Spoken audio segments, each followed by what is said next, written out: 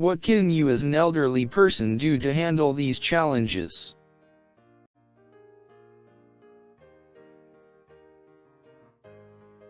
Count your blessings on a regular basis. This will continue giving you hope in life.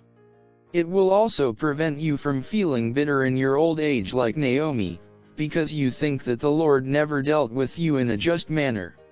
She therefore wanted the people of her hometown Bethlehem to rather call her Mara, which means bitter. Ruth 1 verse 20. How has the Almighty dealt with you? Just like when you were a teenager, young adult and middle-aged, you still receive daily blessings from God's hand. Lamentations 3 verses 22 and 23. At times, you need to really ask Him to open your eyes so that you could recognize them, since the discouragements of life can easily obscure the provision of these blessings. Do not, for example, wait for a report from your doctor that you only have about 4 months to live, to realize that God has blessed you with the gift of life every day, which is in essence the gift of time. Every day you receive 24 hours, 1,440 minutes, and 86,400 seconds to live. Buying the most expensive watch could not add more days, weeks, months, or years to your life. God is the source of this gift of time. You do not only have many current temporal and spiritual blessings, but there are still many future blessings that await you, which you may look forward to. There is, for example, no reason to feel despair or regret the fact that you never achieved the fame or fortune you desired in your younger years.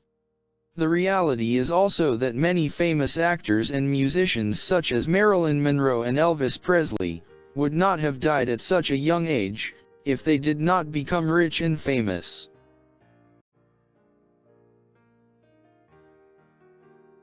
Thousands of other people also achieved the fame they wanted, and their names appear in, and on, many reputable books, but their name does not appear in the Lamb's Book of Life.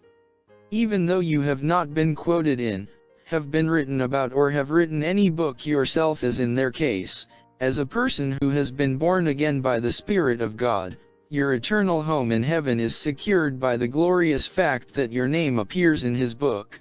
Revelation 21 verse 27. Remember that the names of many serial killers, Satanists, fraudsters, and countless other criminals also appear in many books, but for all the wrong reasons. Your name appearing in the book of life is not because you are famous or infamous, but because you went to Jesus to receive eternal life.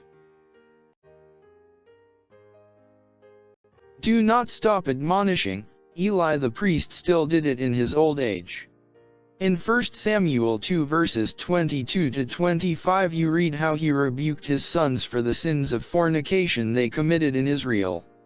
As long as you are made aware of sinful practices, you indeed have a responsibility thereto, as far as your mental and physical faculties allow.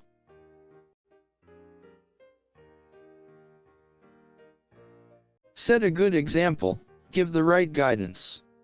The heathen nations of the Bible were mainly led by elderly people, elders, into erroneous beliefs that were contrary to the Lord God and His Word. As an elderly Christian, you should thus continue to live a life of faithfulness toward Christ before others. Living such an example before younger people means that you are still treading out a life path which they may be able to follow on as they get older. It should not be that based on your training or lecturing at seminary or Bible school, you are an expert on the subject of God's love and forgiveness, for example, yet your interpersonal relationships with family members, neighbors, and fellow Christians are characterized by impatience, bitterness, lack of kindness, and aggression. Some Christians are mere hearers of the Word, but not doers of the Word. James 1 verse 22. Others are known as speakers of the Word, but not doers of the Word. Doing the right thing is always easier for others to follow, than merely speaking the right thing. Forcing and scaring people into action, also merely produces short-term results. From the example set by your life, it must also be clear to others that doing the right thing is highly beneficial. A person's life must, however, be such that he does not only set an example in his old age, but throughout his life. It would then be easier to teach younger people and greatly assist in improving their understanding of the better way of doing things in life, because he has practical examples from his own life, which he can use to communicate these with.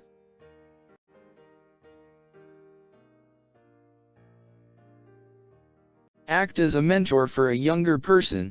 It may be at the church congregation, at work, or sport club. Moses, for example, constantly had the young Joshua at his side. This equipped him to, just like Moses, lead the great nation of Israel later on. Exodus 33 verse 11 and Deuteronomy 31 verse 23. There are many young and middle-aged people who are in need of the knowledge, skills, and experience you have gained over the many years of your life. Some of them who know you, really desire you to share these with them. You may therefore put up a free ad on social media, your local community notice board, the church notices pamphlet, or even have an announcement made in church by your pastor, in which you offer your voluntary coaching and mentoring service.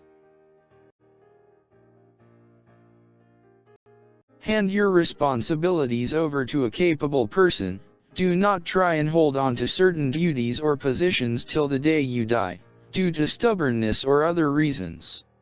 Especially if you are already suffering from major illness or disability, it is time to hand these responsibilities over to others.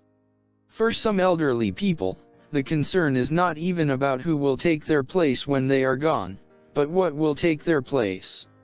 Instead of taking the place of their predecessor, in other words, filling their shoes, some rather take advantage, and use it as opportunity for evil doing. Only continue to do these duties if the Lord definitely leads you to do so.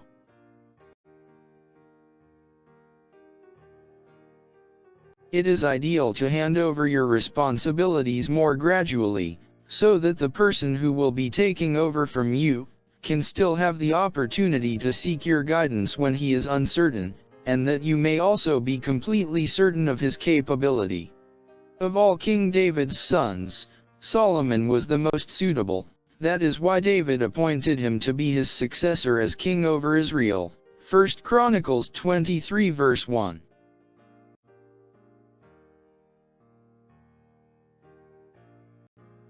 Wait upon the Lord in everything. When you wait on God, you are waiting for God's help. Those who wait on God find new strength. A person may be well-fed, well-dressed, wealthy, and healthy, but unless he depends upon the Lord, he will not get this strength. This strength from God can cause the elderly to still be spiritually, mentally, and emotionally stronger than many young people. While others are standing still, you may be running without becoming weary. While others are sitting, you may be walking and not even get tired. While others are pressed down by their negative circumstances, you will rise above these things.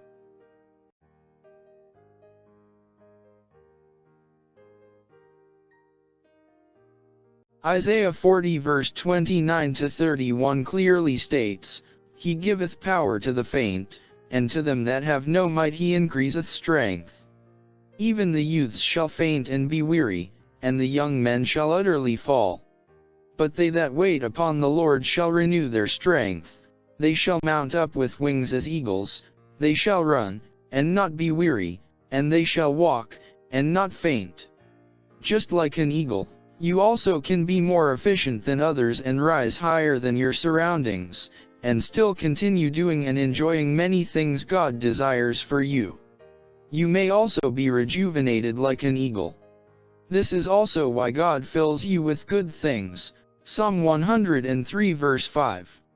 You should therefore still look out for, expect, His leading and provision. Psalm 27 verse 14.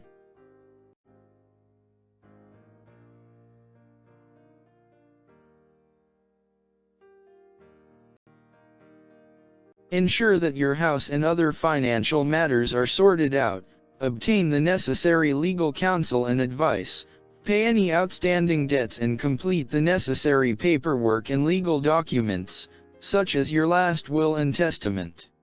If you are not staying in an old age home, retirement village, or with your children or other relatives, you may need to transfer your house onto someone else's name, to prevent your spouse or children from having to deal with unnecessary claims to your estate and creditors after your death. These settled legalities will then ensure that you leave something behind for them.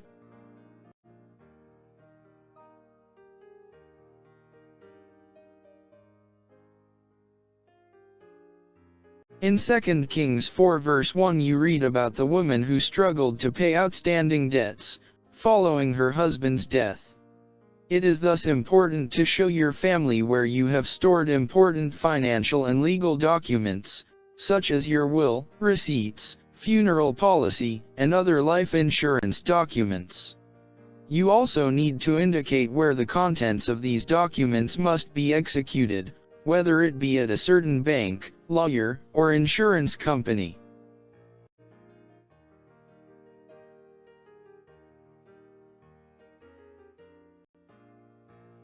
Show interest in your children and their offspring.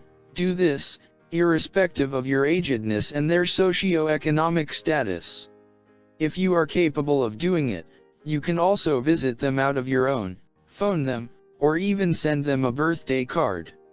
According to Proverbs 17 verse 6, the grandchildren of the elderly is a source of great pleasure, children's children are the crown of old men. Pray that your unsaved children and their offspring might be saved, that those who are backslidden might return to the Lord, and that those who are serving the Lord might continue to live lives of holiness unto His holiness, King Jesus.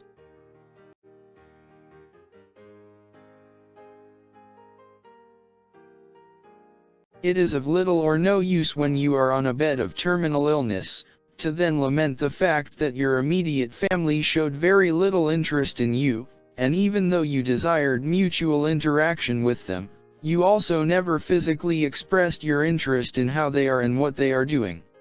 You taking the first step which they should have taken, may actually make them feel ashamed of their actions. This shame may even encourage them to go an extra mile than what they would have gone, had they been the ones who reached out to you. Without you saying a word in this regard then, their social interaction with you may also be more common as a result.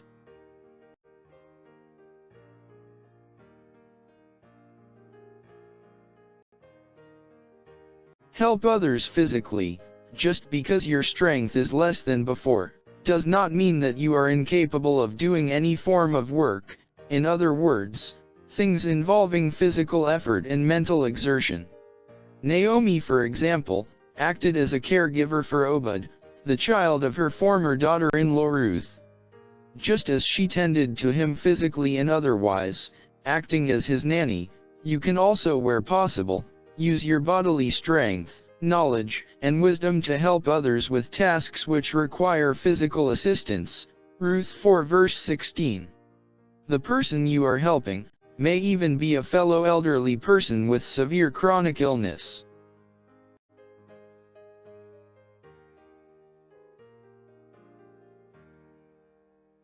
Be fruitful and of service for the Lord.